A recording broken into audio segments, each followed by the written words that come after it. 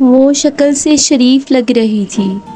میں پاس گیا تو وہ بولی، چلو گے صاحب؟ میں نے کہا کہ کتنے پیسے لوگی؟ کہنے لگی، آپ کتنے دیں گے؟ میں نے اس کی آنکھ میں جھانک کر دیکھا، بے بسی سی تھی۔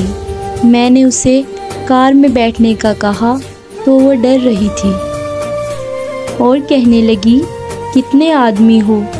میں نے کہا، ڈرو نہیں، میں اکیلا ہی ہوں۔ وہ خاموش بیٹھی رہی۔ کہنے لگی، آپ مجھے سگریٹ سے اذیت تو نہیں دو گے؟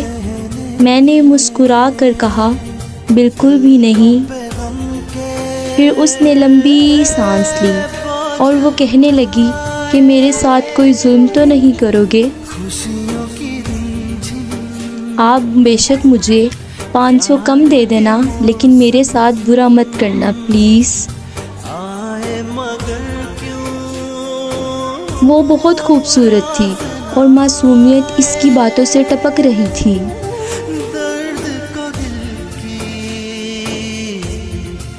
پھر بھی خدا جانے وہ کیوں جسم بیچنے پر مجبور تھی۔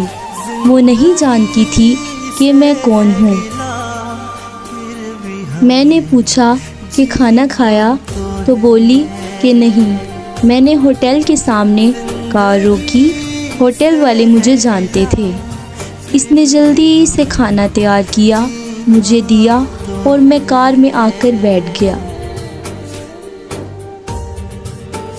میں اپنے گھر پہنچا تو چوکی دار نے گیٹ کھولا۔ میں نے گاڑی پارک کی۔ رات کے 11 بج رہے تھے اور وہ مجھے دیکھے جا رہی تھی۔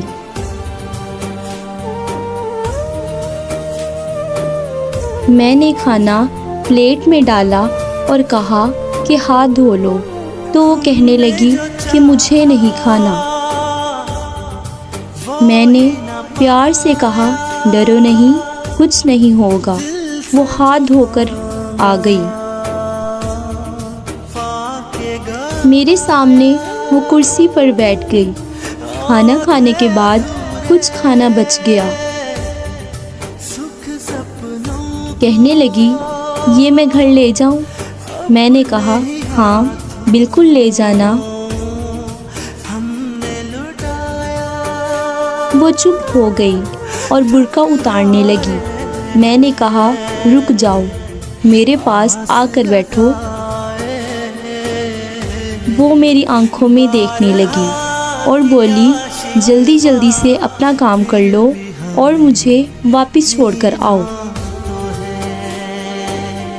میں نے کہا کہ نہیں پوچھوں گا کہ کیوں جسم بیچتی ہو، بس اتنا پوچھوں گا کہ کیا یہ چھوڑ سکتی ہو؟